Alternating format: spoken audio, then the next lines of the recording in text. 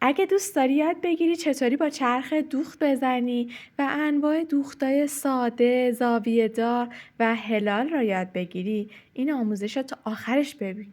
سلام علیکم، خوش اومدید به یکی دیگه از ویدیوهای آموزشی ما. اگه مبتدی هستید این ویدیو مخصوص خودتونه، چون که روی این ویدیو قراره یاد بگیریم چطور خطوط صاف را بدوزیم، چطور گوشه ها را بدوزیم و چطور هلال ها را بدوزیم. پس اگه مبتدی هستید حتما تا آخر این ویدیو همراه ما باشید، چون که در انتهای این ویدیو قراره شما دیگه مبتدی نباشید. پس بریم که ادامه آموزشمون رو ببینیم. همونطور که میبینید من یه سری خطوط صاف، زاویه دار و خطوط هلال روی یه برگه رسم کردم. خب توجه کنید که برای این آموزش هیچ نخی نباید روی چرختون باشه و ما تنها با استفاده از سوزن این دوختمون رو انجام میدیم.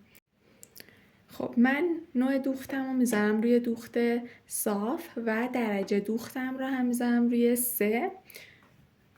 یه نکته که باید دقت کنید اینه که موقع دوخت اصلا چشمتون به سوزن نباشه، چون که باعث میشه چشمتون اذیت بشه.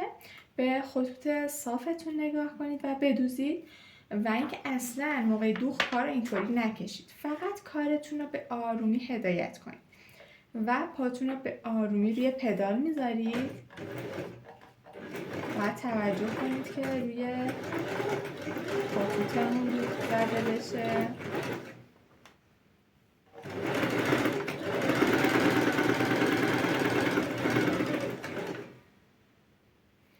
خب وقتی تا انتها دوختیم پایه رو میدیم بالا و کارمون رو میاریم بالا و دوباره جایی که خطمونه اینجا پدال رو میاریم پایین و پامون رو روی پدال قرار میدیم و شروع میکنیم دوخت زدن.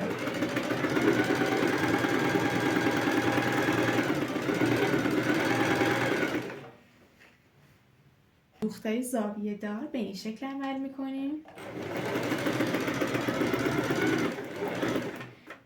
نرسیده به زاویه دیگه پامون رو روی پدال قرار نمیدیم و با استفاده از توپی کارمون رو جلو میبریم. وقتی رسیدیم به انتهای کار پایمون رو میدیم بالا و کارمون رو جابجا میکنیم و دوباره شروع میکنیم به دوخت زدن. اگه که دستتون راه افتاد و تعادل چرخ واسهتون راحت بود تا سر زاویه رو بدوزید و بعد کارتون رو جابجا کنید. اما اگه مبتدی هستید هم تا نرسیده به زاویه بدوزید و بعد کارتون رو با استفاده از توپی جلو ببرید.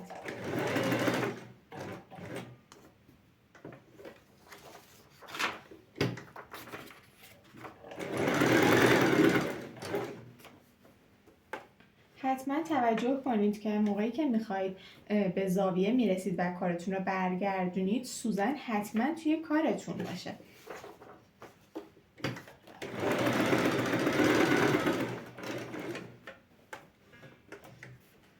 اگه هم سوزن توی کارتون نبود با استفاده از توپی سوزن را میبریم داخل کارم.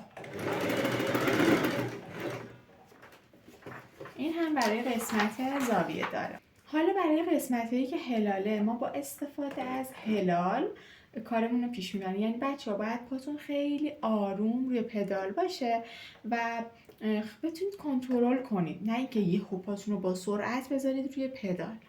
ببینید ما همینطور که خطمون چرخ میخوره ما هم کارمون رو چرخ میدیم.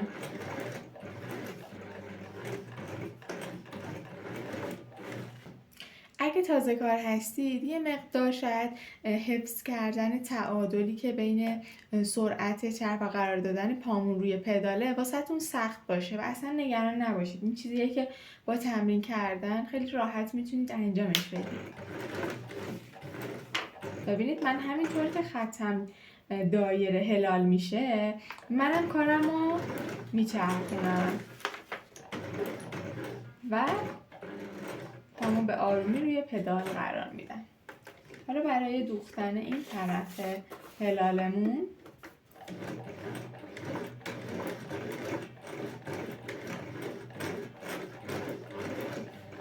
این بچه هی پامون رو میذاریم روی پدال و برمیداریم. این که یه دوخت روون بخوایم بزنیم برای خطوط هلال اصلا کارمون تمیز در نمیاد.